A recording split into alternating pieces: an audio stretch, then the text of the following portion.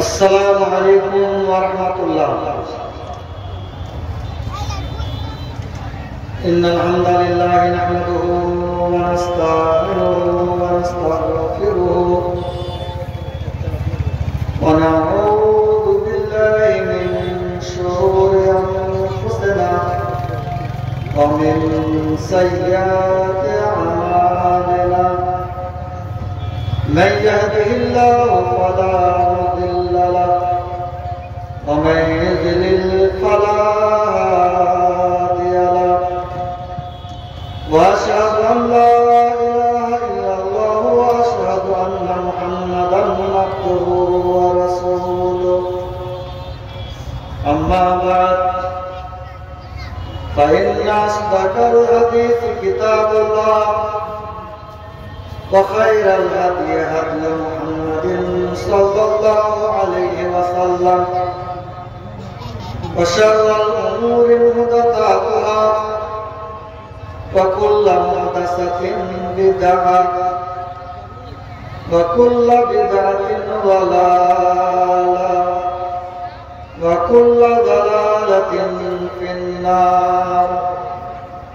أعوذ بالله من الشيطان الرجيم وإذ ابتلى إبراهيم ربه بكلمات فأتمهن। মঞ্চে উপস্থিত ওলামায়ে কেরাম, সামনে বসে থাকা শ্রোতা মণ্ডলী, পর্দার আড়ালের মা খালা বোনেরা, আজকে মাদ্রাসা উন্নতি কল্পে জালসা। আপনারা আমার পূর্বে এই মাদ্রাসার সভাপতি সাহেবের মুখ থেকে অনেক কিছু শুনলেন, অনেক কিছু আবেদন রাখলেন। ওনার আবেদনে আপনারা সাড়া দিলেন এবং এই স্টেজে বাম দিকে খাতা কলম নিয়ে এক ভাই বসে আছেন, উনার কাছে আপনারা নিজে নিজে গানগুলো লেখাতে থাকেন এবং কোরআন হাদিসের কথা শুনতে থাকেন। আমি আজকে যে বিষয়বস্তু নিয়ে আলোচনা করব তা হচ্ছে খেসালে ফিতরাত। খেসালে ফিতরাত মানে আম্বিয়ায়ে কেরামের কিছু সুন্নাত তারিকা আছে। ওই আম্বিয়ায়ে কেরামের সুন্নাত তারিকা সুনানুল হুদা সম্পর্কে আপনাদের সামনে আমি আলোচনা করব। সহিহ বুখারী সহিহ মুসলিমে হাদিস আছে, রাসূলুল্লাহ সাল্লাল্লাহু আলাইহি ওয়াসাল্লাম বলেছেন, খামসুন মিনাল ফিতরাত, পাঁচটা জিনিস সুনানে ফিতরাতের মধ্যে আছে। আরেকটা হাদিসে আছে আশরুন মিনাল ফিতরাত, মানে 10টা জিনিস সুনানে ফিতরাতের মধ্যে আছে। আর কোন কোন হাদিসে আছে মিনাল ফিতরাতে আশরুন কিংবা মিনাল ফিতরাতে খামসুন। তো সুনানে ফিতরাত 5টা বা 10টায় না, বরং এর চাইতে বেশি আছে। হাফিজ ইবনে হাজার আসকালানী রাহমাতুল্লাহ আলাইহি ফাতুল বারির মধ্যে উনি লিখেছে, কেউ কেউ 15টা গণনা করেছেন হাদিস থেকে, কেউ কেউ 30টা গণনা করেছেন। তো ফিতরাত আর সুনান দুটো জিনিসের ব্যাখ্যা আগে আমাদেরকে জানা দরকার। ফিতরাত ইসলামকে বলা হয়। এই যে হাদিসে আছে, সহিহ বুখারী সহিহ মুসলিমের হাদিসে আছে, কুল্লু মাউলুদিন ইউলাদু আলাল ফিতরাত, প্রত্যেক শিশু সন্তান জন্ম হয় তার ইসলামের উপরে। শিশু সন্তান যখন জন্ম নেয় ইসলামের উপরে তার জন্ম হয়। সে শিশু সন্তান মুসলমানের ঘরে জন্ম নেয় বা ইহুদি নাসারা খ্রিস্টান যার বাড়িতে জন্ম হলো, জন্ম যখন হয় তখন ইসলামের উপরে তার জন্ম হয়। ফাবাওয়াহু ইউহাবিদানিহি আর ইউনাসসিরানিহি, তার বাবা মা, ওই সন্তানের বাবা মা তাকে ইহুদি বানিয়ে দেয় নাসারা বানিয়ে দেয়, মাজুসি বানিয়ে দেয়, মুশরিক কাফের বানিয়ে দেয়।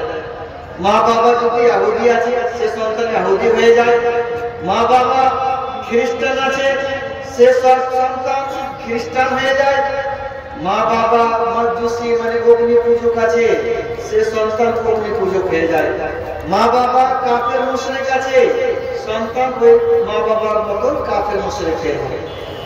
জন্ম নেওয়ার সময় ওই সন্তানের জন্ম হয় ইসলামের উপরে।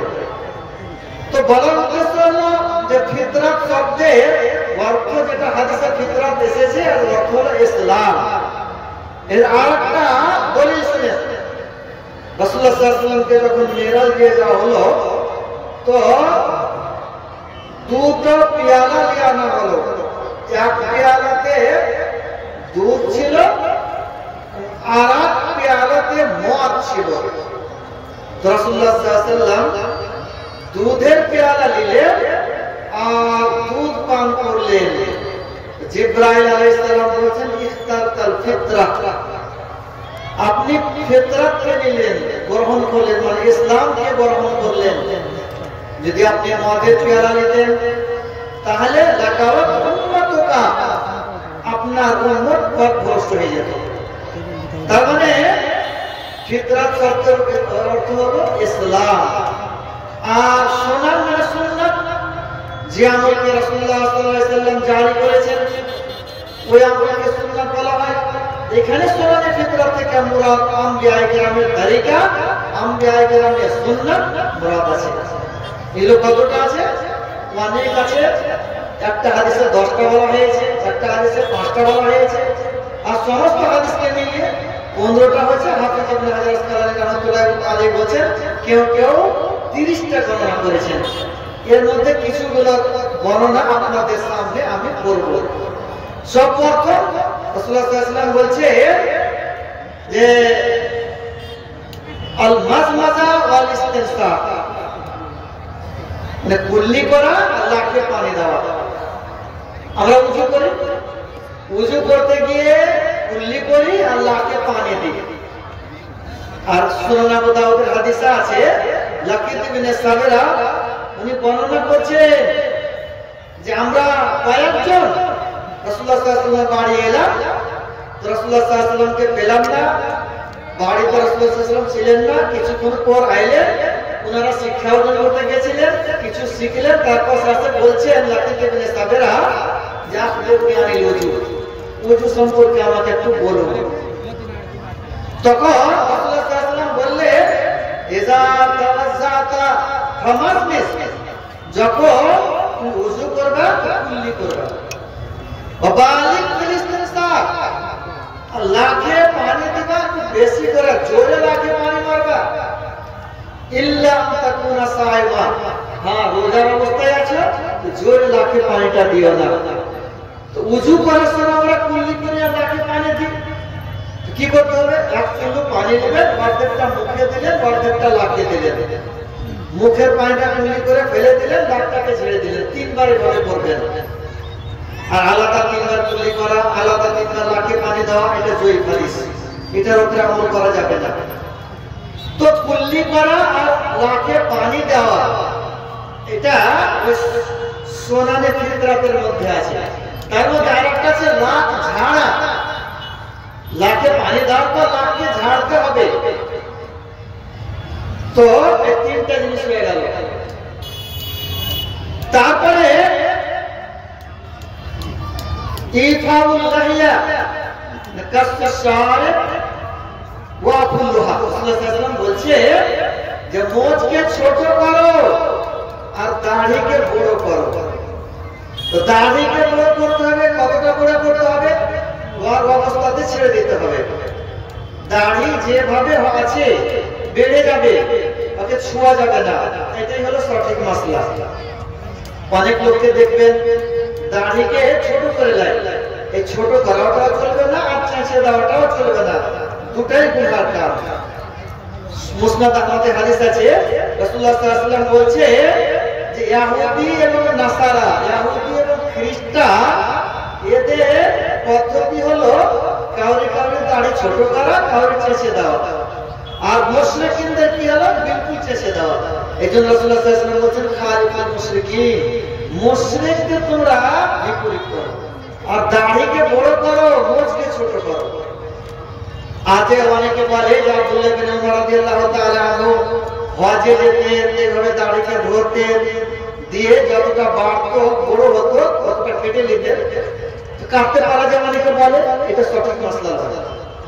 উনি হজে যা কাটতেন, যদি উনি কাটতেন আরো কোন সাহাবী কাটতেন, কিন্তু রাসূলুল্লাহ সাল্লাল্লাহু আলাইহি ওয়াসাল্লাম থেকে কাটার প্রমাণ পাওয়া যায় না। মুসনাদ আহমদে হাদিস আছে রাসূলুল্লাহ সাল্লাল্লাহু আলাইহি ওয়াসাল্লাম বড় বড় দাড়ি ছিল, খুব বড় দাড়ি ছিল। আর সুনানে তিরমিজি যে হাদিস আছে এদিক ওদিক থেকে রাসূলুল্লাহ সাল্লাল্লাহু আলাইহি ওয়াসাল্লাম কাটতেন, ওটাও জয়ী, অত্যন্ত জয়ী, চালের কাছাকাছি। তো দাড়িকে নিজের অবস্থায় ছেড়ে দিতে হবে, কোন রকমের ছোঁয়া যাবে না, এটা হলো সঠিক। মতভেদ আছে উলামায়ে কেরামের মধ্যে। কোন উলামায়ে কেরাম বলছেন যে মুষ্টি ধরার পর যেটা বড় ওটা কেটে নেওয়া যাবে, কিন্তু হাদিস থেকে যেটা বুঝতে পারা যাচ্ছে সঠিক মাসলা এটাই, ছেড়ে দিতে হবে, কাটা যাবে না। আর মোজকে ছোট করতে বলা হলো, তো মোজ যে ছোট করবেন, কতটা ছোট করবেন মোজকে? সুনানে আবু দাউদে হাদিস আছে মুগীরা ইবনে শুবা রাদিয়াল্লাহু তাআলা আনহু রাসূলুল্লাহ সাল্লাল্লাহু আলাইহি ওয়াসাল্লামের কাছে এলেন। উনি বলছেন যে আমার মোজ একবারে বড় বড় ছিল। গোয়ালকে দেখেছেন, গোয়ালদের মতো মোজ বড় বড় ছিল। তো রাসূলুল্লাহ সাল্লাল্লাহু আলাইহি ওয়াসাল্লাম কি বলেন, আকুসসুহু লাকা, এই মোজ গালা তোমার আমি কেটে দেব। রাসূলুল্লাহ সাল্লাল্লাহু আলাইহি ওয়াসাল্লাম দাঁতন নিয়ে এলেন, আর দাঁতনকে দিয়ে চেপে ধরলেন, আর যা বড় হলো মোজগুলোকে কেটে দিলেন, দাঁতন দেখে কেটে দিলেন। তো মোজকে ছোট করার কথা আছে, কতটা ছোট করতে হবে? এটা এই দাঁতন রেখে ছোট করলে তো কতটা ছোট হবে? মানে খুব ছোট হলো না, তারা খুব বড় থাকবে, তার মানে বড় রাখতে পারা যায়, তো যেন একেবারে বড় না হয়ে যায়। সেই বুখারীতে হাদিস আছে যে উমর রাদিয়াল্লাহু তাআলা আনহু যখন রেগে যেতেন, তো এই মোজটাকে আরো ঘুরে দিতেন, পাক দিতেন, মোজের ফিজকে পাক দিতেন, তার মানে বড় ছিল। কিন্তু একেবারে খুব বড় রাখা যাবে না, বড়ের মতো ছোট করে রাখতে হবে, এই আগেকার মোট ছিল দেখা যাবে। সহিহ বুখারীতে এটাও হাদিস আছে আব্দুল্লাহ ইবনে উমর রাদিয়াল্লাহু তাআলা আনহুর ব্যাপারে, উনি মোজকে এমন ভাবে ছোট করতেন যে এই এইগুলো চামড়াগুলো দেখা যেত, মোটের ওপরকার চামড়াগুলো দেখা যেত, এমন ভাবে ছোট করতেন। মোজকে ছোট করতে হবে আর দাড়িকে বড় করতে হবে, এটাই হলো রাসূলুল্লাহ সাল্লাল্লাহু আলাইহি ওয়াসাল্লামের আদেশ। আরেকটা কি আছে, আল ফারাক, মানে আল ফারাক মানে হলো যখন সিধা করবে, সিধা করার সময় মধ্যখানে সিধা করতে হবে। রাসূলুল্লাহ সাল্লাল্লাহু আলাইহি ওয়াসাল্লাম প্রথমে কি করতেন, এই সামনে এভাবে ছেড়ে দিতেন, মধ্যখানে সিধা করতেন না। মানে মক্কার মুশরিকরা মধ্যখানে সিধা করত, আর আহলে কিতাবরা ইসসাবল করত, ছেড়ে দিত চুলকে।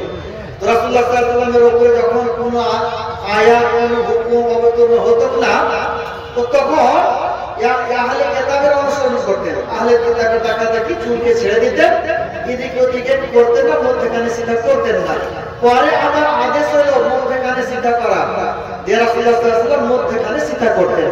তো সিধা করার নিয়ম হয়ে গেল, মাথাতে চুলে যখন সিধা করবে তার নিয়ম হয়ে গেল মধ্যখানে সিধা করতে হবে, টেढ़ा করা যাবে না। মধ্যখানে সিধা করাটা রাসূলুল্লাহ সাল্লাল্লাহু আলাইহি ওয়াসাল্লামের সুন্নাত, রাসূলুল্লাহ সাল্লাল্লাহু আলাইহি ওয়াসাল্লাম মধ্যে সিধা করতেন। অনেক ভাইকে দেখবেন যে মাথার চুল কি করে, কত বড় রাখতে হবে না বলে দিন। 3 রকম চুলের প্রমাণ পাওয়া যায় হাদিসে, লিম্না, ঝুমা, ওয়াফরা। যে এক রকমের চুল আছে এই কানের উপরে আসবে, এক রকমের চুল হলো এই কানের লতি পর্যন্ত আসবে, এক রকমের গর্দনে এসে পড়বে। কিন্তু এখন নতুন স্টাইল এসেছে, চুল কাটা নতুন স্টাইল এসেছে। আপনারা দেখবেন এই যে এখান থেকে নিয়ে এই নিচে পর্যন্ত এমন ভাবে কাটছে যে নাড়া করে দেওয়ার মতন করে দিছে, এদিক থেকে নিচে তাক, আর ওপরখানে কিছুটা থাকছে। এটাকে অনেকে বলে শুয়ার কাট, অনেকে বলে মুরগা কাট। শুনবেন অনেকে বলবে যে শুয়ার কাট, মানে শুয়ারের মতন এটা চুল কাটা। কেউ কেউ বলছে মুরগা কাট, মানে মুরগার মতন এটা চুল কাটা, মুরগার টোপের মতন। যে বিভিন্ন মানুষ বিভিন্ন ধরনের কথা বলে, আর হাদিসের শব্দ হলো কাজা, একে কাজা বলা হয়। রাসূলুল্লাহ সাল্লাল্লাহু আলাইহি ওয়াসাল্লাম নিষেধ করেছেন, না রাসূলুল্লাহ সাল্লাল্লাহু আলাইহি ওয়াসাল্লাম আনিল কাজা, রাসূলুল্লাহ সাল্লাল্লাহু আলাইহি ওয়াসাল্লাম কাজা থেকে নিষেধ করেছেন। কাজা মানে হলো জাহেলিয়াতের যুগে চুল যখন কাটতো তো কিছুটা রেখে দিত আর কিছুটা কেটে শেষ করে দিত, যেমন এখন করছে কিছুটা চুল রেখে দিলে আর এখান থেকে নিচে পর্যন্ত কেটে শেষ করে দিলে, এটা কি হলো কাজা। তার মানে জাহেলিয়াতের যুগে এটা ছিল, এর জন্য রাসূলুল্লাহ সাল্লাল্লাহু আলাইহি ওয়াসাল্লাম নিষেধ করলেন, ইসলামে এটা চলবে না। কিন্তু এখন আমাদের যুবকেরা এই স্টাইলটা নিলে কোথা থেকে নিয়েছে? ওই দক্ষিণ আফ্রিকার রাষ্ট্রপতি জিম জন না কি নাম আছে, জিম জন না কি নাম আছে, ওই জিম জনের কাছ থেকে নিয়েছে। সাউথ আফ্রিকার রাষ্ট্রপতি থেকে প্রথম চালু চুল কাটলে হবে, দেখা দেখে চালু হয়ে গেল। ইসলামে এটাকে অবৈধ করা হয়েছে, না জায়েজ। তো এটা কার তালিকা? ইহুদি, নাসারা, ওয়া মুসলিম, তাদের তালিকা হলো। আর রাসূলুল্লাহ সাল্লাল্লাহু আলাইহি ওয়াসাল্লাম বলেন, মান তাশাব্বাহা বিকাওমিন ফাহুয়া মিনহুম, যে ব্যক্তি কোন কওমের সাদৃশ্য গ্রহণ করলো তাদের গণনা ওয়াদেরই দলের অন্তর্ভুক্ত হয়ে যাবে। তো ওই ধরনের চুল যদি আমরা রাখি, এখান থেকে এই নিচের দিকটা কেটে দিই আর ওই চুল আমরা রাখি এই দিকটা, তাহলে ওয়া মুসলিমের মতো আমরা হয়ে গেলাম, ইহুদির মতন হয়ে গেলাম, নাসারার মতন হয়ে গেলাম, আর ওয়াদেরই দলের অন্তর্ভুক্ত হয়ে গেলাম। এই জন্য এই ধরনের চুল কাটবেন না, যারা কাটছে তাদেরকে নিষেধ করবেন। আরেকটা স্টাইল এসছে, আরেকটা স্টাইল কি জানেন? আরেকটা স্টাইল হলো এতখানি জায়গা এই সামনেকার চুলকে লাল করে রঙিয়ে দিছে, এটা দেখেছেন? এতখানি জায়গা এই সামনেকার চুলকে লাল রঙিয়ে দিছে আর গোটা চুলটা কালো কালো, না কালো চুলকে লাল দিয়ে রঙিয়েছে, এটাও ওদের তালিকা, ওদেরই দেখা দেখি, এটাও চলবে না, এটাও মুসলিমের তালিকা, ইহুদি, নাসারা তাদের তালিকা, ওদের দলের আমরা অন্তর্ভুক্ত হয়ে গেলাম। তো আরেকটা স্টাইল উঠেছে জানেন, এই যে এইখান থেকে ছিঁড়া প্যান্ট পরা, এটা স্টাইল দেখেছেন? তো মানে নতুন প্যান্টকে কেটে দিয়েছে, এটা ছিঁড়া, মানে এটা স্টাইল হবে নাসারা বা মুসলিমদের। ইসলামে এটা না, আপনার ছিঁড়ে গেছে তালি দেওয়ার পর ওটা আলাদা, কিন্তু নতুন প্যান্ট ছিঁড়া গেল কাটা গেল কিনছে, মানে এটা স্টাইল। আর স্টাইল অমুসলিমের, ইহুদি, নাসারাদের। এই জন্য এই অমুসলিমের স্টাইল, তাদের তালিকা, তাদের পদ্ধতি আমাদেরকে ছেড়ে দিতে হবে, আমরা তো ওয়াদেরই দলের অন্তর্ভুক্ত আমরা হয়ে যাব, এটা আমাদেরকে ছাড়তে হবে। লেবাস পোশাকের ব্যাপারে হলো যে ওয়া মুসলিমের সাদৃশ্য যেন না হয়। লেবাস পোশাক আপনি পরবেন, প্যান্ট পরেন, প্যান্ট ঠিক আছে, টাকলা নিচে যেন না যায়, ঢিল হয়, টাইট না হয়, লুঙ্গি পরতে পারেন, পায়জামা পরতে পারেন, প্যান্ট পরতে পারেন, আর ওয়া মুসলিমের সাদৃশ্য না হয়। আর এটা প্যান্ট পরলেন, এই ঠেউনার গোড়া, বাতার উপরটা, বাতার নিচেটা কাটা, এটা ওয়া মুসলিমের সাদৃশ্য হয়ে গেল। এটা থেকে রাসূলুল্লাহ সাল্লাল্লাহু আলাইহি ওয়াসাল্লাম বিভিন্ন জায়গা থেকে নিষেধ করেছেন, অনেক জায়গাতে বলেছেন, খালিফুল ইয়াহুদ ওয়ান নাসারা, খালিফুল মুশরিকিন, অনেক জায়গাতে রাসূলুল্লাহ সাল্লাল্লাহু আলাইহি ওয়াসাল্লাম বলেছেন যে মুশরিকদের বিপরীত করো, ইহুদি নাসারাদের বিপরীত করো, তাদের সাদৃশ্য গ্রহণ তোমরা করিও না। আর সাদা চুল দাড়িকে রঙাতে পারা যায়, এটা সুন্নাত, আর তাকিরি সুন্নাত আছে। সাদা চুল দাড়ি, যাদের চুল দাড়ি পেকে গেছে তাদের ব্যাপারে হলো কি যে তাদেরকে রঙেতে আদেশ দেওয়া হয়েছে। সহিহ বুখারীর হাদিসে আছে যে খালিফুল ইয়াহুদ ওয়ান নাসারা, ইহুদি নাসারার বিপরীত করো, তারা নিজের সাদা চুল দাড়িকে রঙায় না, তোমরা রঙাও। কোন রঙে রঙাইতে হবে এটাও চলে এসেছে। সাদা চুল দাড়ি যদি থাকে কোন রঙে রঙাইতে হবে এটাও সহিহ মুসলিমের হাদিসে চলে এসেছে। মক্কা যখন বিজয় হলো তো আবু বকর রাদিয়াল্লাহু তাআলা আনহুর বাবা আবু কুহাফা, ওনাকে নিয়ে আনা হলো। আবু মানুষ, চুল দাড়ি সব একবারে সাদা হয়ে আছে। আরবে এক ধরনের ঘাস পাওয়া যেত, যে ঘাসটা সোগামা বলা হয় ঘাসটার নাম, আর সাদা একবারে সাদা দবদবা সাদা ঘাস, তো সোগামা ঘাসের মতো চুল আর দাড়ি। রাসূলুল্লাহ সাল্লাল্লাহু আলাইহি ওয়াসাল্লাম বললেন যে গায়রু শাইবা হাদা, इनाके लिए जाओ और सादा चूल दाढ़ीগুলোকে বদলে দাও, রঙিয়ে দাও। ওয়াজতানে মুসওয়া, কালো রং থেকে পরেজ করবে, কালো রং দিয়ে রঙায় না। আর আমরা উল্টাই করছি, কালো নিষেধ করলেন রাসূলুল্লাহ সাল্লাল্লাহু আলাইহি ওয়াসাল্লাম। সাহাবায়ে কেরাম মেহেন্দি রং দিয়ে রঙাতেন, মেহেন্দি রং এটা হলো রঙাতে পারেন, এটা সুন্নাত। কালো রং দিয়ে রঙাবেন নিষেধ আছে। সুনান আবু দাউদে হাদিস আছে যে আখেরি যুগে কিছু লোক হবে যারা তাদের চুল দাড়িকে কালো রং দিয়ে রঙাবে, কালো রং দিয়ে রঙাবে। আর লা ইউরিহুনা রাইয়াল জান্নাহ, তারা জান্নাতে যাওয়া তো দূরের কথা, জান্নাতের সুগন্ধিও পাবে না তারা। তো তার মানে কি হতে পারে গেল, কালো রঙে দিয়ে সাদা চুল দাড়িকে রঙানো যাবে না। আপনি মেহেন্দি রং দিয়ে রঙাবেন, তো এটা হলো সুন্নাত তরিকা মেহেন্দি লাগা। তো একটা হলো মুছকে ছোট করা, দাড়ি বড় করা, কুল্লি করা, লাকে পানি দেওয়া, আর লাকে পানি দেওয়ার পর ওযু করতে গিয়ে লাক ঝাড়া আর সামনে সিধা করা। তারপর হলো কি যে বগলের চুলকে, বগলের লোমকে উপরে ফেলে দেওয়া, বগলের লোমকে উপরে ফেলে দেওয়া, এটা একটা হলো। আর ইস্তেহদাদ, ইস্তেহদাদ, ইস্তেহদাদ হলো মানে গুপ্ত অঙ্গের লোমকে সাফ করা। আপনি ব্লেড দিয়ে সাফ করেন, কিংবা ঘুর দিয়ে সাফ করেন, কিংবা ক্রিম দিয়ে সাফ করেন, পুরুষ মহিলা সকলেরই হুকুম একই।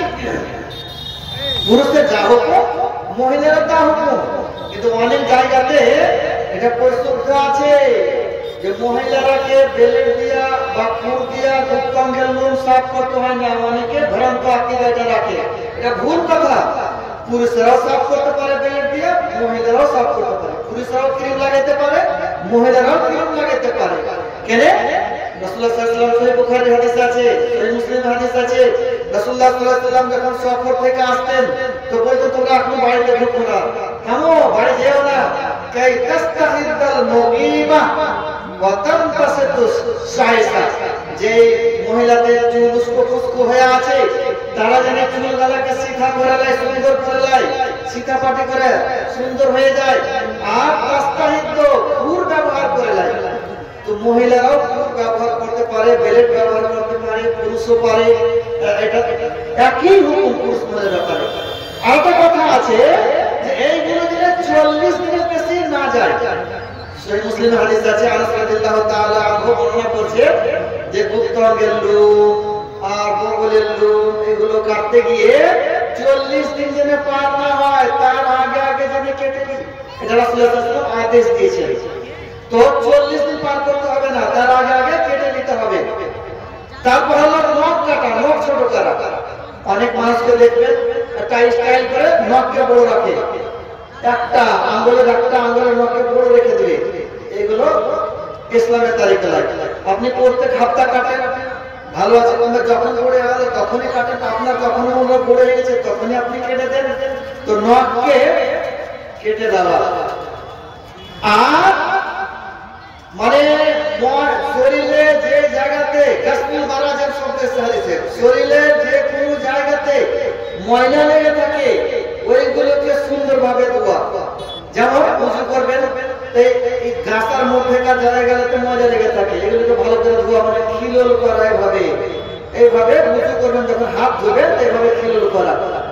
পা যখন ধোবে তো পায়ের আঙুলে খিলল করা। যে জায়গাতে ময়লা লেগে থাকে ওই ময়লা লাগার জায়গাগুলোকে ভালোভাবে ধোয়া, এটা গাসপুল বারাজের আর খিলল করার কথা হাদিসে এসেছে। ইজা তাওয়াজ্জাতা ওয়া মাজমিস ওয়া বালিগ ফিলিস্তিনসা ইল্লা তাকুনা সাইবা। তারপর বলছে ওয়া খাল্লিল বাইনা আসাবি ইয়াদাইক ওয়া রিজলাক, হাতের আঙুলে পায়ের আঙুলে খিলল করবা। ওযু করার সময় হাত ধুলেন যখন এইভাবে খিলল করে নেন। আর পাও যখন ধুবেন তো পায়ের আঙুলগুলোকে এভাবে খিলল করবেন, গাছাগুলোকে। এটা হলো আদেশ। আর গোসল করবেন যখন, তো যে জায়গাটাতে ময়লা জমা থাকে, যেমন কি গাছা, জান, বগলি, আরো কানের পোড়া যেগুলোতে ময়লা জমে থাকে এইগুলোকে সুন্দরভাবে ধুতে হবে। এটাও আমবিয়া কেরামের তালিকা সুনানে হুদার মধ্যে এটা বর্ণনা আছে। অনেক সময় তো দেখবে যে নামাজ পড়তে গিয়ে ইমামের ভুল হয়ে যায়, হয়তো 3 রাকাতে 4 রাকাত পড়তে হবে, 3 রাকাতে বসে গেছে বা মধ্যে তাসা হতো বসতে হতো তো উঠে গেছে, ইমামের ভুল হয়ে যায়। কেমন কিনে ভুল হয়?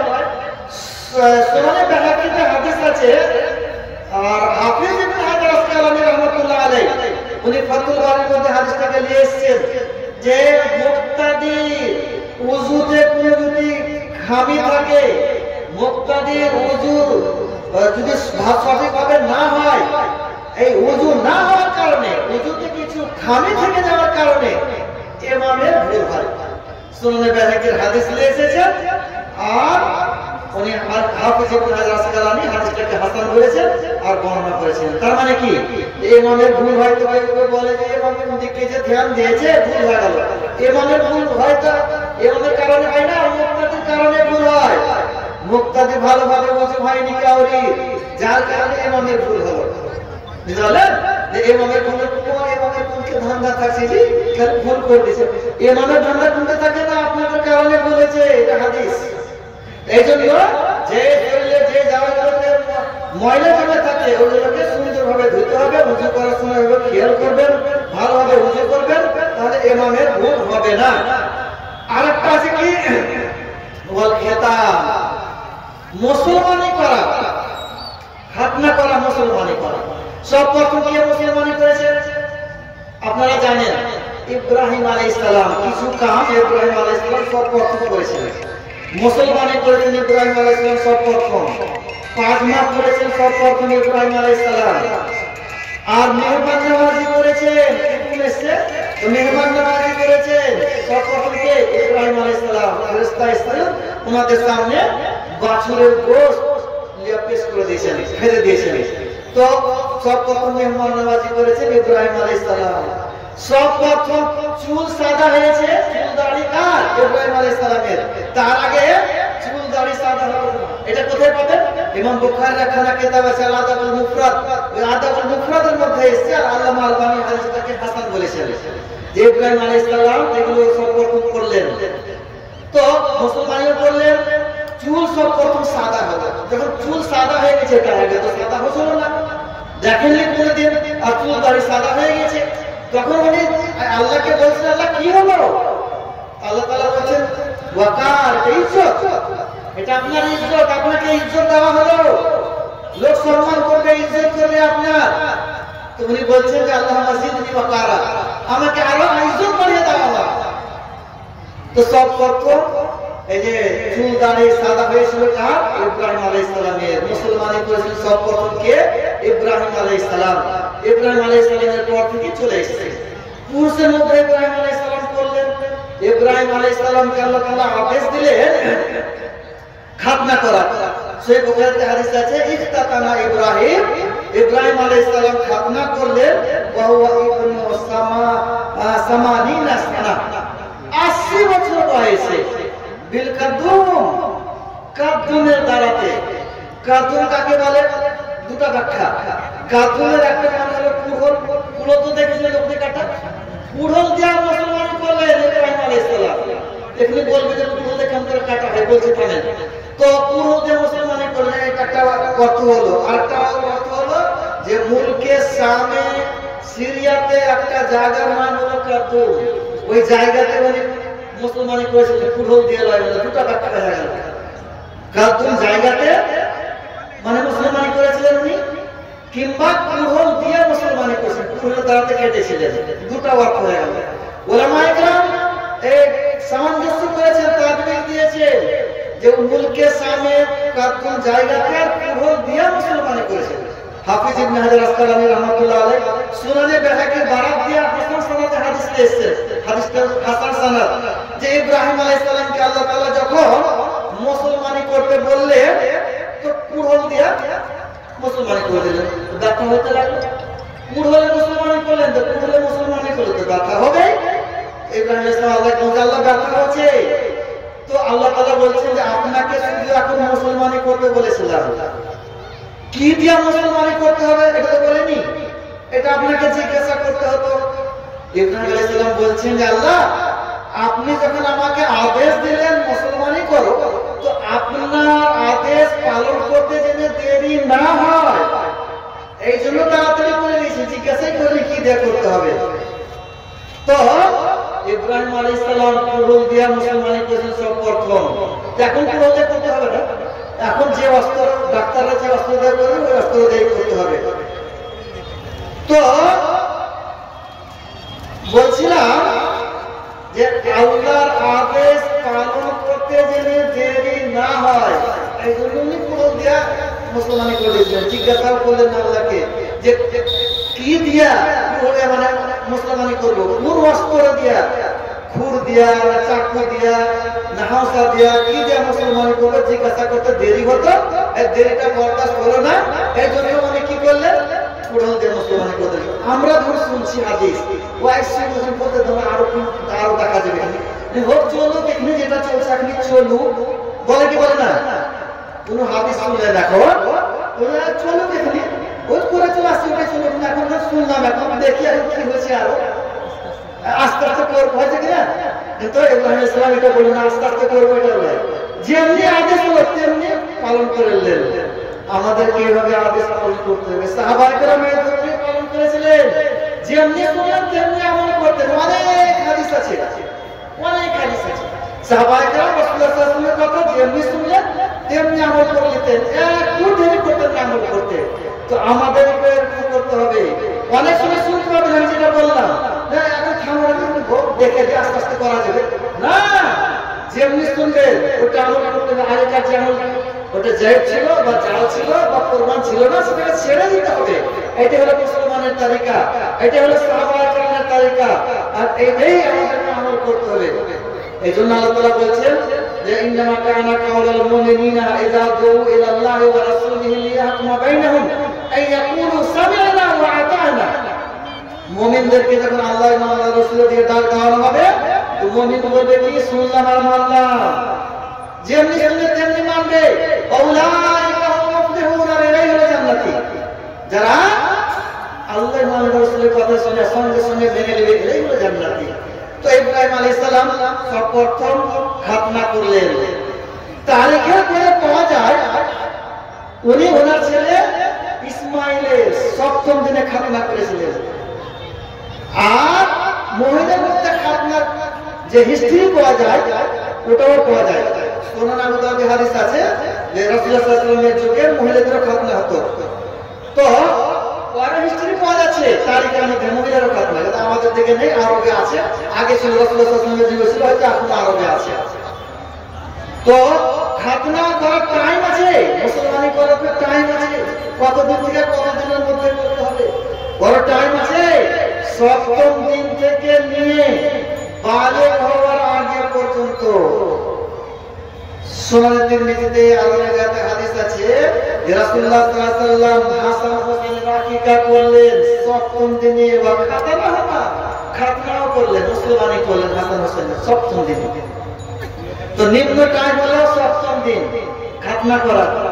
তারপর শেষ টাইম সহিহ বুখারীতে হাদিস আছে ইবনে আব্বাস রাদিয়াল্লাহু তাআলা আনহুকে জিজ্ঞাসা করা হলো যে রাসূলুল্লাহ সাল্লাল্লাহু আলাইহি ওয়াসাল্লাম যখন মারা যান তখন রাসূলুল্লাহ সাল্লাল্লাহু আলাইহি ওয়াসাল্লাম যখন মারা যান তখন আপনার বয়স কত ছিল? তিনি বলছেন যে আমার মুসলমানি হয়ে গিয়েছিল, কাছে মুসলমানি হয়ে গিয়েছিল। আর আরবের লোকেরা মুসলমানি করতে বয়স হচ্ছে যখন বালেগের কাছাকাছি হতো, 12-13 বছর, 13 বছর 14 বছর হতো, তখন বেশিরভাগ মুসলমান করতো, মুসলমানি করতো আরবে। তো খাতনা করার টাইম লাস্ট বালেগ হওয়ার আগে পর্যন্ত। আর খাতনা করার পর কি করতে হবে? খাতনা করাটা জরুরি, ফরজ করতে হবে। রাসূলুল্লাহ সাল্লাল্লাহু আলাইহি ওয়াসাল্লাম আদেশ দিয়েছেন, বড় হয়ে মুসলমান হয়েছে ওদেরকে আদেশ করেছেন খাতনা করতে, মুসলমানি করতে। সুনান আবু দাউদে হাদিস আছে কিতাবুত তাহারাতের মধ্যে একজন লোক মুসলমান হয়ে নতুন মুসলমান হয়ে আইলো। রাসূলুল্লাহ সাল্লাল্লাহু আলাইহি ওয়াসাল্লাম বলেছেন আল কি আনকা শাআকুম ওয়াক্তাতিন, তোমার মাথাতে যে কুফরের চুলটা আছে, কুফরের চুল মানে টিক্কি, টিক্কি বুঝেন তো? ঠিক কি বুঝেন? হ্যাঁ, এতখানি চুল থাকে নাড়া করলে এটা হলো কুফরের চুল, মানে ওদের নিশানি, অমুসলিমদের নিশানি। এই টিক্কিটা কেটে দাও আর রক্তাতের খাতনা করো, মুসলমানি করো। তো খাতনা করার আদেশ দিলেন, বড় হয়ে মুসলমান হলো ওই লোককেও, বড় হয়ে মুসলমান হয়েছে তাও আদেশ দিলেন কি যে তুমি খাতনা করো। তার মানে কি যে খাতনা করাটা, মুসলমানি করাটা ফরজ, ওয়াজিব, করতেই হবে। হ্যাঁ, কোন লোক এমন আছে কোন অসুবিধায় আছে, ডাক্তারে বলে দিয়েছে যে অসুবিধা হবে করলে পরে, তখন আলাদা, তার জন্য মাফ হবে, কিন্তু খাতনা করতে হবে। হিন্দু টাইম হলো সপ্তম দিন, সপ্তম দিন থেকে নিয়ে বালেগ হওয়ার আগে 13-14 বছর আগে খাতনা করে দিতে হবে। অনেক জায়গাতে কি করে, কিছু বলবেন নাকি? খুব সুন্দর আলোচনা চলছিল, কিন্তু আমরা একটু বাধ্য হলাম ডিস্টার্ব করতে। মহিলা যে রাস্তা দিয়ে মহিলাগুলো আসছে, সেই রাস্তায় কিছু ছেলে আছে যারা আসতে যেতে মহিলাদেরকে ডিস্টার্ব করা হচ্ছে। আমি ভলেন্টিয়ার ভাইদেরকে বলবো যে রাস্তাগুলো পুরোভাবে ক্লিয়ার করে দাও। এইসব বদমাস ইসলামিক জালসাকে নষ্ট করার জন্য এসেছে। আমার মুক্তার ভাইকে আমি বলবো যে আপনি একটু দেখুন যে ওই সব জায়গাগুলোতে, ভলেন্টিয়ার ভাইরাকে বলবো যে ওই সব বান্দরগুলোকে রাস্তা থেকে এখান থেকে বিতাড়িত করে দেওয়া হোক। এটা ইসলামিক জালসা, এখানে নষ্ট করার জন্য যদি এইসব শয়তান এসে থাকে তো তাদেরকে এখান থেকে তাড়িয়ে ভাগিয়ে দিতে হবে। এত সুন্দর একটা মাহফিল চলছে, সুন্দর কোরআন হাদিসের আলোচনা চলছে। আমার মুক্তার ভাইকে আমি বলবো যে আপনি একটু দেখুন তো রাস্তাটা যেন ক্লিয়ার হয়ে যায়। ভলেন্টিয়ার ভাই, আপনারাও রাস্তাগুলো ক্লিয়ার করে দেন। আসসালামু আলাইকুম। ছিলাম যে অনেক সময় দেখা যায় যে মুসলমানি যে ছেলেটা দিবে, অনেক জায়গাতে হলদি মাখায়, অনেক জায়গাতে হলদি মাখায় আর বিভিন্ন রকমের করে, এগুলো কিছু করা চলে না, সব না যায়, মুসলমানি পরিধান হয়ে গেল। অনেক জায়গাতে দাওয়াত দেয়, মুসলমানিতে দাওয়াত দেয়, মুসলমানিতে দাওয়াত দেওয়ার প্রমাণ পাওয়া যাচ্ছে না, মুসলমানিতে দাওয়াত নেই। হাদিসে এসে দাওয়াত খাওয়ার আদেশ আছে, ঠিক আছে, আপনাকে যদি কেউ দাওয়াত দেয় তো দাওয়াত খেতে হবে, দাওয়াত খাওয়া ঠিক আছে, দাওয়াত দিলে কবুল করাটা ফরজ, করতে হবে। হাদিসে এটাও আছে যে কেউ যদি দাওয়াত দেয়, কেউ কি সে রোজার অবস্থাতে আছে, সে জেনে যে দোয়া দিয়ে দেয়, খাবে না রোজার অবস্থাতে, নফল রোজা রেখেছে তো যে দোয়া দিয়ে দেবে। দাওয়াত দিলে দাওয়াত কবুল করতে হয়। সহিহ মুসলিম বুখারীতে হাদিস আছে, এজাতা আদতু মাখাও ফালিউজিব উরসান কানা আলাহু, তোমাদের মধ্যে তোমাদের ভাইকে যদি কেউ কি দাওয়াত দেয় তো দাওয়াত দিলে কবুল করে, মুসলমানের দাওয়াত হোক বা যে কোনো দাওয়াত হোক, দাওয়াতটা কবুল করতে হবে, ঠিক আছে, কিন্তু দাওয়াতটাও দেখতে হবে কেমন দাওয়াত। যেমন মানুষ মারা গেছে, মৃত্যু উপলক্ষে যদি দাওয়াত দেয়, ওই দাওয়াত খাওয়া যাবে না। অনেকে রান্না পাকা করে কিনা, মানুষ মারা গেছে আর যারা দখল করতে আসতে তাদেরকে খাওয়াবো, এই নিয়ে তো দাওয়াত দেয়, কি জানে রান্না করে কি করে না, আর বলে যারা খাওয়া দাওয়া করে যাবেন, শুনেছেন এটা বলে, অনেকে তো বলে কিনা। তো মৃত্যু উপলক্ষে যৌথ ভাবে রান্না করা না যায়, নিষেধ আছে, সুনান ইবনে মাজার হাদিসে নিষেধ আছে। জারির ইবনে আব্দুল্লাহ বাজালি উনি বলছেন যে রাসূলুল্লাহ সাল্লাল্লাহু আলাইহি ওয়াসাল্লামের যুগে আমরা ওই মাইয়াতের বাড়িতে একত্রিত হয়ে খানা খাওয়াকে আমরা নওহা মনে করতাম, আর নওহা হলো হারাম। তো মাইয়াত উপলক্ষে খানা খাওয়াটা হারাম। যারা দখল করতে আসবে তাদেরকে খানা খাওয়ার জন্য রান্না করা এটা না যায়, সব বৈধ, খাওয়াও না যায়, রান্না করাও না যায়। তা কি করতে হবে তাহলে? সুনান আবু দাউদে হাদিস আছে, জাফর রাদিয়াল্লাহু তাআলা আনহু যখন মারা গেলেন তো রাসূলুল্লাহ সাল্লাল্লাহু আলাইহি ওয়াসাল্লাম বলছেন নিজের বাড়ির মানুষকে যে ইসনাউ লিআলি জাফর তাআমান, জাফরের বাড়ির মানুষের জন্য খানা তৈরি করো। জাফরের জন্য যে তারা ব্যস্ত থাকবে, আজকে রান্না বান্না করতে পারবে না, ব্যস্ত থাকবে, এই জন্য তাদেরকে বাড়িতে খানা পাঠিয়ে দাও। তো যে বাড়িতে মানুষ হয়েছে 10টা লোক হবে, 12টা লোক হবে, 15টা লোক হবে, ওই বাড়ির মানুষের জন্য খানা পাঠিয়ে দেবে। পড়া পড়া বেশি, এক থালা খানা পাঠাবে, আর ওই খানা থেকে ওরা খাবে বাড়ির লোকেরা। আর যারা দখল করতে আসবে তাদের জন্য রান্না করা নিষেধ। হয়তো বলবেন যে দূর দারাজ থেকে আসবে, না খেয়ে মরে যাবে, না, ওরা আপনার ব্যবস্থা করে আসবে। দূর দারাজ থেকে যে আসবে আপনার ব্যবস্থা করে আসবে, হোটেলে খাবে, চায়ের দোকানে খাবে, আপনার খেয়ে নেবে তারা। হ্যাঁ, একটা হতে পারে যে আপনার এখানে আমি হয়তো মাটি দিতে এলাম, আপনার সাথে চিনার আছে, আমাকে ডেকে দিয়ে খাওয়াই দিলেন, এটা না যায় নয়। যৌথ ভাবে রান্না করা, 5 কিলো 10 কিলো 15 কিলো চাল ভাত রান্না করা, এটা না যায়। তো বলছিলাম দাওয়াত খালি দিলে হবে না, দাওয়াতটা যেন জায়েজ দাওয়াত হয়, না যায় দাওয়াত হয়, দাওয়াতে না যায় কাম হয়। ফিরে যেতে হবে। রাসূলুল্লাহ সাল্লাল্লাহু আলাইহি ওয়াসাল্লাম সুনান দাউদ হাদিস আছে, রাসূলুল্লাহ সাল্লাল্লাহু আলাইহি ওয়াসাল্লাম ওনার মেয়ের বাড়ি ফাতেমার বাড়ি গেলেন, ফাতেমা দাওয়াত দিয়েছে, বাড়িতে কুটুম এসে রাসূলুল্লাহ সাল্লাল্লাহু আলাইহি ওয়াসাল্লামকে দাওয়াত দিয়েছে। তো রাসূলুল্লাহ সাল্লাল্লাহু আলাইহি ওয়াসাল্লাম গেলেন, দারোগাতে গেছে, যে দেখছেন যে কোনাতে ঢেলে দিয়েছে সবুজ কাপড় দিয়ে, ফিরে চলে গেলেন। ফাতেমা তখন আলী রাদিয়াল্লাহু তাআলা আনহু বলছেন, দেখো দেখো রাসূলুল্লাহ সাল্লাল্লাহু আলাইহি ওয়াসাল্লাম কেন ফিরে গেলেন। আলী রাদিয়াল্লাহু তাআলা আনহু দৌড়লেন, যে বলছেন আল্লাহর রাসূল কি ব্যাপার, আপনি ফিরে কেন যাচ্ছেন? তখন বললেন যে তুমি নবীর জন্য শোভা দিবে না, রং চঙা ঘরে ঢোকা, আর তুমি রং চঙা করে দিয়েছো ঘরকে।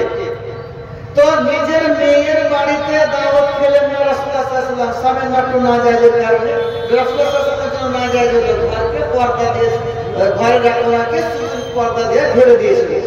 তো নিজের মেয়ের বাড়িতে দাওয়াত খেলেন না, তার মানে কি, যে দাওয়াতে না জায়েজ কাজ কাম হবে, কিংবা যেমন বিয়ে করে ফেললেন, বিয়ে দিয়ে না জায়েজ কাম হয়, হোলি খেলছে, ভটকা ফুটছে, কোনের লেনদেন হয়েছে, জাহেজের লেনদেন হয়েছে, এরকম বিয়েতে দাওয়াত খাওয়া যাবে না, ওই বিয়েতে যাওয়া চলবে না, অংশগ্রহণ করা চলবে না।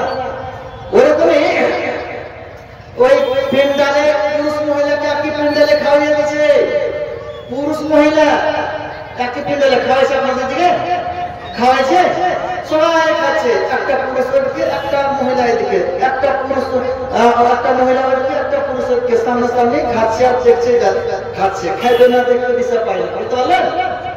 এই যে এক পেন্ডালে পুরুষ মহিলাকে খাওয়ানো অবৈধ কাম, হারাম, ওরকম বিয়ে খাইতে যাওয়া যাবে না, ওরকম দাওয়াতে অংশগ্রহণ করা যাবে না, ফিরে চলে আসতে হবে। আগা যুগে আমরা দেখেছি, আমার এই চাঁচকিতেও দেখেছি, আর আমাদের দিকেও দেখেছি, যে মহিলারা বাড়িতে খেলে তো চারটি বাচ্চা ছিল না, পুরুষরা ছিল তো গলিতে খোলেনে, আর মহিলারা খাওয়াইতো, বউসরাতে খাওয়াইতো, কুয়াল পেড়ে দিয়েছে, খাওয়াইছে, পুরুষদেরকে পুরুষ খাওয়াই দিলে, মহিলারা যদি পুরুষ খাওয়াইতে এসে তো উঠে চলে গেছেন মহিলারা, আমরা দেখেছি। আপনারা দেখে হবেন, বয়স্ক যারা আছেন, মহিলারা পুরুষ খাওয়াইতে চলে এলো, মহিলারা খাবো না, পুরুষেরা দেখাবো না বলেছে, যে বয়স্ক লোক আছেন, মনে হচ্ছে আপনাদের হচ্ছে কি হয় না, মহিলা হুড় করে ঢুকেছে পিন্ডালে, একেবারে না যায়, আলাদা আলাদা পিন্ডাল করেন, পিন্ডাল করে না যায়, মহিলা আর পুরুষ এক পিন্ডালে খাওয়া, এটা না যায়। দুটো পিন্ডাল করে একটা মহিলাকে খাওয়ান, একটা পুরুষকে খাওয়ান, এক জায়গাতে যেন পুরুষ মহিলা না খায় বিয়েতে, কোনো বিয়েতে যদি এরকম হয়, খাওয়া দাওয়া চলে, পুরুষ মহিলা এক পিন্ডালে ঢুকিয়ে দিয়েছে, না যায়, অবৈধ কাম হলো, ওইরকম দাওয়াত খাওয়া যাবে না, ফিরে যেতে হবে। এই হাদিস থেকে বোঝাচ্ছে রাসূলুল্লাহ সাল্লাল্লাহু আলাইহি ওয়াসাল্লাম নিজের মেয়ের বাড়ি থেকে ফিরে গেলেন। তো এরকমই খাতনার দাওয়াত প্রমাণ নেই, দাওয়াতে দলিল পাওয়া যায় না, খাতনার দাওয়াতে দাওয়াত খাওয়া যাবে না। তারপরে হাদিস আছে, আল্লামা আলবানী হাদিস থেকে হাসান বলছেন যে উসমান বিন আফফানকে দাওয়াত দেওয়া হলো, যে চলুন দাওয়াত খেলেন, উনি বলছেন মা হাজি কিসের দাওয়াত, বলা হলো হাজি দাওয়াতুল খিতান, মুসলমানের দাওয়াত। তো বলছেন কুননা লা নাদিল খিতান আলা হাজি রাসূলুল্লাহ সাল্লাল্লাহু আলাইহি ওয়া সাল্লাম, রাসূলুল্লাহ সাল্লাল্লাহু আলাইহি ওয়াসাল্লামের যুগে মুসলমানের দাওয়াত দেওয়া হতো না, আমরা রাসূলুল্লাহ সাল্লাল্লাহু আলাইহি ওয়াসাল্লামের যুগে মুসলমানের দাওয়াতে যেতাম না। তো মুসলমানের দাওয়াত খাওয়া যাবে না, এমনি মুসলমানই করে দিলেন, হয়ে গেল, ওটা একটা ফরজ আদায় করলেন, নামাজ একটা ফরজ আদায় করলেন। তো যদি মুসলমানই তো দাওয়াতের মতো নামাজ পড়লেন, তো একটু তো দাওয়াত দিতে হবে, তাহলে এটা তো ফরজ আদায় করলেন, দাওয়াত দিতে হবে না।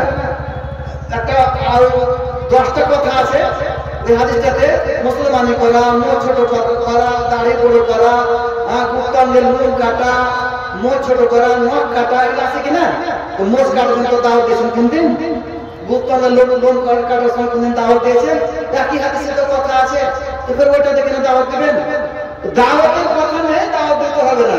তো মুসলমানের দাওয়াত দেওয়া যাবে না, মুসলমানের দাওয়াত খাওয়া যাবে না। যার অনেক কথা বলা হলো। আজকে মাদ্রাসার উন্নতি করতে জালসা। এদিকে আমার ভাই বসে আছেন খাতা কলম নিয়ে, মনে চলেছে তো, খাতা কলম নিয়ে আর ব্যাগ নিয়ে আপনারা নিজে নিয়ে দান খেয়ে লেখাতে থাকেন আর ওয়াজ নষ্ট শুনতে থাকেন। এটা একটা বলে দিন।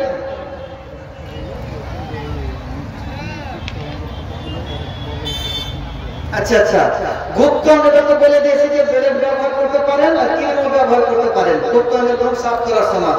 এটা পুরুষ মহিলা কি হুকুম? পুরুষেরা ব্লেড দিয়ে সাফ করতে পারে গুপ্ত অঙ্গের লোমকে, মহিলারাও পারে। আর পুরুষেরা ক্রিম দিয়ে গুপ্ত অঙ্গের লোমকে সাফ করতে পারে আর মহিলাও ক্রিম দিয়ে গুপ্ত অঙ্গের লোমকে সাফ করতে পারে। একই হুকুম। বগলের চুল সম্পর্কে এসে উঠিয়ে ফেলে দিতে হবে, এটাই হুকুম আছে। না ফুলিয়ে পেতে, ওটা একটাই, মানে বগলের লোমকে উঠিয়ে ফেলতে হবে, ছিঁড়ে দিতে হবে, এটাই হলো একটাই হুকুম। তবে যদি কেউ কেটে নেয় তো গুনাহ হবে না। তো ডাক্তারের মতে বলে যে কাটলে পারে চোখের রশ্মিটা কমে যায়, ডাক্তাররা বলে। তাই জন্য উঠিয়ে ফেলার আদেশ আছে, ছিঁড়ে ফেলে দিতে হবে, এটাই সঠিক। বগলের লোমকে আর গুপ্তনের লোমকে, গুপ্তনের লোমকে ব্লেড দিয়ে সাফ করতে পারা যায়, ক্রিম দিয়ে সাফ করতে পারা যায়। পুরুষ মহিলা সবাই একই হুকুম। আর কি শাসনি কে বলছে? আচ্ছা এবার শুনেন, মাদ্রাসার উন্নত করবে জালসা, বরকতের জিনিস। মাদ্রাসাতে দান করবে, বরকত হবে। কোন দিক দিয়ে যে বরকত হবে বুঝতে পারবেন না। 5 মিনিটে বলে তো দুটো হাদিস শেষ করবেন ইনশাআল্লাহ, ভালো করে শুনবেন। একটা হাদিস আছে, দুটো ভাই ছিল, সুনান তিরমিজির হাদিস। দু ভাই ছিল রাসূলুল্লাহ সাল্লাল্লাহু আলাইহি ওয়াসাল্লামের যুগে। যার ভাই কোন ছিল রাসূলুল্লাহ সাল্লাল্লাহু আলাইহি ওয়াসাল্লামের কাছে এসে মানে কোরআন হাদিস শুনতো। এক ভাই 10 টাকা দিলে আল্লাহ আমিয়াকে পুরা দিনে করে দেয়, জাযাকাল্লাহু খাইরান ওয়া বারাকাল্লাহু ফিক।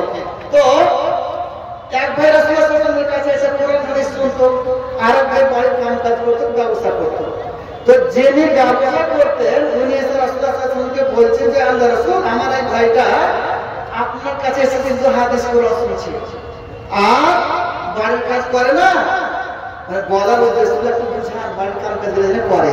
তো রাসূলুল্লাহ সাল্লাল্লাহু আলাইহি ওয়াসাল্লাম বলছেন যে শুনো, লাআল্লাকা তুযাকু বিহি, ওই যে তোমরা বুঝি পাচ্ছো তোমাদের মসজিদে বরকত হচ্ছে, তোমার এই ভাইটা কোরআন হাদিস শিখছে, এর বরকত তোমাকে বুঝিয়ে দেওয়া হয়েছে।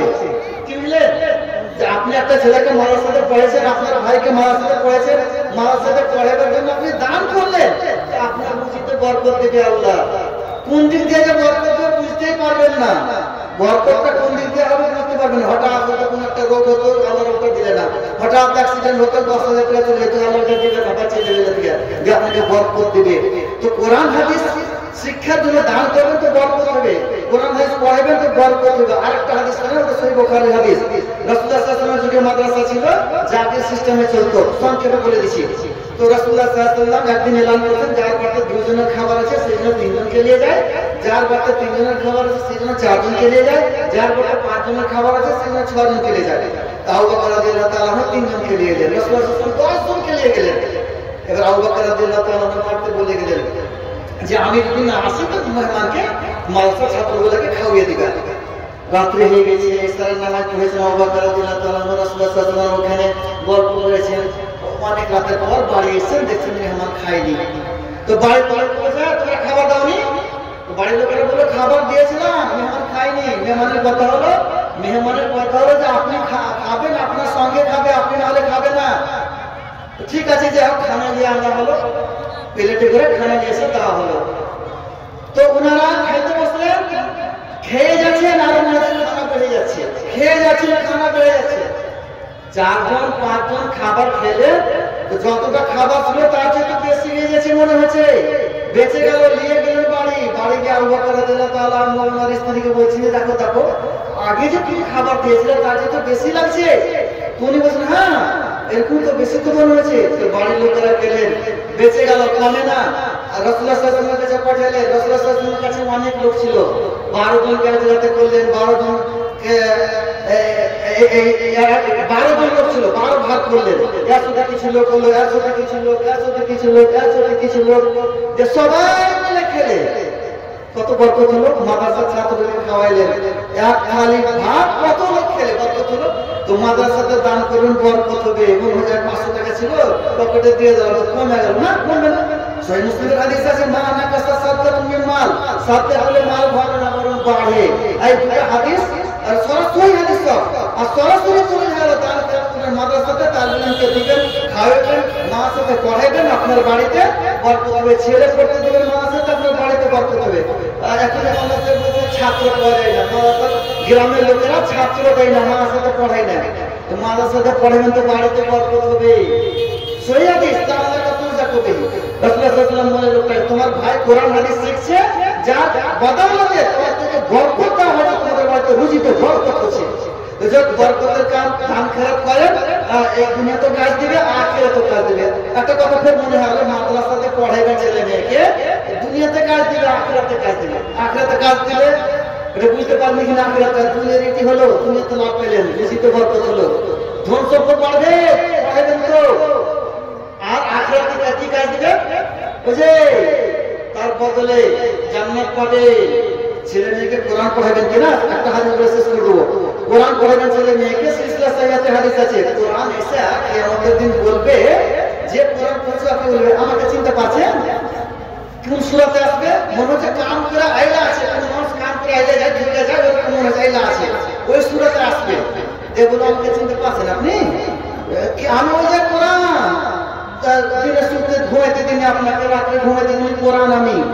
তো কোরআন পড়েছিলেন, দিয়ে তার মাথাতে ওই ছেলেটা যে পড়েছে কোরআন, মাদ্রাসাতে পড়েছে, মৌলবি হয়েছে, কোরআন পড়েছে, ওর মাথাতে তাজ দেওয়া হবে, ইজ্জতের তাজ। আর ওই ছেলের মা বাবাকে, এটা দেখেন, এই জন্য বললাম হাদিসটা যে ছেলে মেয়েকে মাদ্রাসাতে পড়ান না, এই জন্য বলছি। ছেলের মা বাবা কিভাবে ছেলের মাথাতে তাজ দিয়ে দিলে ইজ্জতে ঠিক আছে বলে না। ছেলের মা বাবা কিভাবে? ওই হাদিসে আছে, ছেলের মা বাবাকে দুইখানা কাপড় পরতে দেওয়া হবে। তো কিরকম কাপড় গুলো? দুনিয়া আখিরাতের মধ্যে যত জিনিস আছে সব চাইতে দামি কাপড়। ছেলে যে মাদ্রাসাতে পড়বে বা পড়েছে, ফারে গিয়েছে, কোরআন পড়েছে, তার মা বাবাকে দুখানা কাপড় পরতে যাওয়া হবে। দুনিয়া আখিরাতের মধ্যে যত জিনিস সব চাইতে দামি।